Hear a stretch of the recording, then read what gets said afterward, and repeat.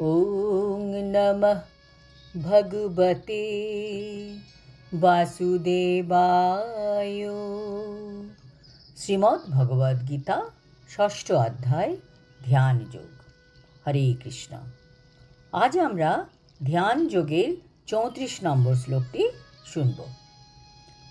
চঞ্চলং হি মনঃ কৃষ্ণ প্রমাথে বলভদ্রম তস্যাহং নিগ্রহং মন্যে বায়রিবো সুদুষ্করম। অনুবাদ: হে কৃষ্ণ, মন অত্যন্ত চঞ্চল, বিক্ষিপ্ত, দুর্দমনীয় এবং অত্যন্ত বলবান। তাই তাকে নিগ্রহ করা আর বায়ুকে বশীভূত করার মতোই কঠিন বলে আমি মনে করি। অর্জুন বলছেন কৃষ্ণকে। তাৎপর্য: অর্জুন আগের শ্লোকে নিজের মনের চঞ্চলতাকে উল্লেখ করে কৃষ্ণকে বলেছিলেন যে তিনি অষ্টাঙ্গ যোগ করতে অক্ষম। কেন অক্ষম? কারণ তার মনের চঞ্চলতার হেতু।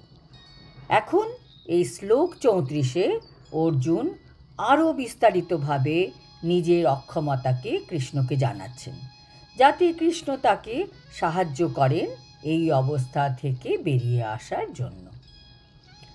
আসলে অর্জুন তো ছিলেন ভগবানের নিত্য পার্ষদ, কিন্তু অর্জুন আসলে আমাদের মনের স্থিতি ভগবানকে জানাচ্ছেন, যাতে ভগবানের উপদেশ আমাদের কাজে লাগে।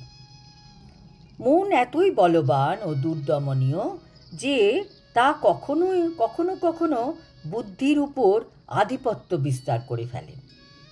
আগে দেখা যেত যে শিশুদের মন চঞ্চল, কিন্তু এই কলিযুগে দেখা যায় প্রত্যেকটি মানুষের মনই অস্থির, চঞ্চল, সে বুড়ো থেকে বাচ্চা সবার।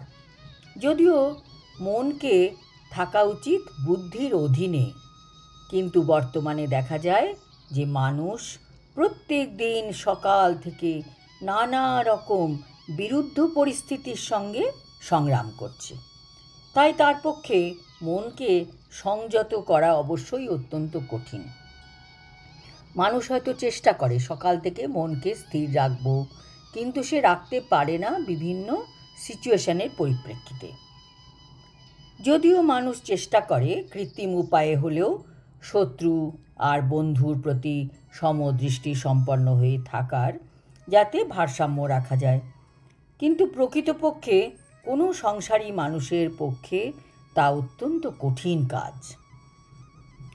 কঠোপনিষদে একটি উদাহরণ দেওয়া আছে। একটি রথ, যাতে আছে 5টি ঘোড়া। এই রথ হচ্ছে আমাদের শরীর, আর রথের আরোহী হচ্ছে জীবাত্মা, আর রথের সারথি হচ্ছে বুদ্ধি, আর বলগা হচ্ছে মন। এইবার ঘোড়াগুলি হচ্ছে মানুষের ইন্দ্রিয়। কাজেই সারথি যদি বলগাকে প্রপারলি না ধরে রাখে বা চালায়, তাহলে ঘোড়াগুলি ঠিক মতন চলবে না। কাজেই আমাদের বুদ্ধি দিয়ে মনকে কন্ট্রোল করতে হবে।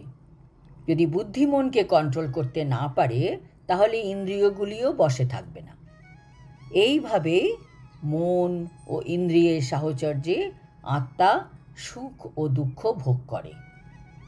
বুদ্ধির দ্বারা মনের পরিচালিত হওয়া উচিত, কিন্তু মন এত বলবান ও দুর্দমনীয় যে বুদ্ধির দ্বারা পরিচালিত হওয়ার পরিবর্তে নিজেই বুদ্ধিকে গ্রাস করে ফেলে। আরেকটি উদাহরণ দেওয়া যায়, যেমন কোনো রোগ যদি অত্যন্ত জটিল হয়, যা অত্যন্ত স্ট্রং ওষুধেও ঠিক হচ্ছে না, ঠিক সেই রকম মন হচ্ছে জটিল রোগের সমকক্ষ, আর ওষুধ হচ্ছে বুদ্ধি, যার দ্বারা সে কন্ট্রোলে আসছে না। তাহলে এই রকম বলবান মনকে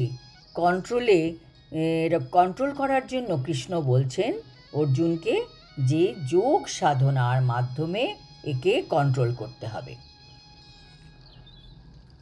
এই সম্পর্কে এখানে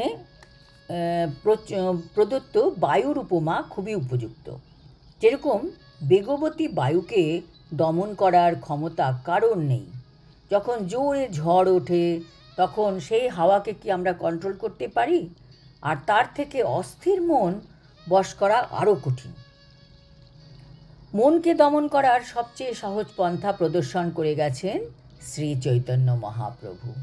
সেই পন্থা হচ্ছে পূর্ণ দৈন সহকারে হরে কৃষ্ণ মহামন্ত্র কীর্তন করা। এটি সম্পাদনের জন্য প্রদত্ত উপায়টি হচ্ছে স বৈ মনঃ কৃষ্ণ পদারবিন্দ, মানে মনকে সর্বতোভাবে ভগবান শ্রীকৃষ্ণের পাদপদ্মে নিয়োজিত করতে হবে। তাহলে আর কোনো কিছুর দ্বারা প্রভাবিত হয়ে মন বিক্ষিপ্ত হবে না। আজ এই পর্যন্ত। আগামী শ্লোকে ভগবান অর্জুনকে তার প্রশ্নের উত্তর দেবেন এবং বলবেন কিভাবে তিনি তার মনকে নিজের বশে রাখতে পারবেন। হরি ওম তৎসৎ। হরে কৃষ্ণ।